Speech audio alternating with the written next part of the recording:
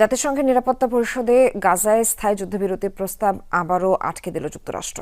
পরিষদের বাকি 14 সদস্য পক্ষে অবস্থান নিলেও কেবল ওয়াশিংটনের ভেটোর কারণে পাশ হয়নি প্রস্তাবটি।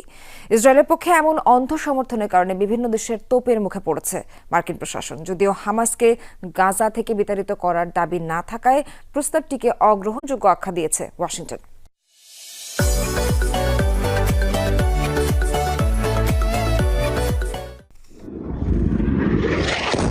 গাজায় নির্বিচার হত্যাযজ্ঞ চালিয়ে নৃশংসতার সব সীমা অতিক্রম করে ফেলেছে ইসরায়েল। ত্রাণ নিয়েও উপত্যকাবাসীর সাথে রীতিমতো প্রহসন করছে দেশটি। এই অবস্থায় ইসরায়েলের ওপর চাপ তৈরির লক্ষ্যে বুধবার অবিলম্বে নিঃশর্ত ও স্থায়ী যুদ্ধবিরতির প্রস্তাব তোলা হয় জাতিসংঘের নিরাপত্তা পরিষদে।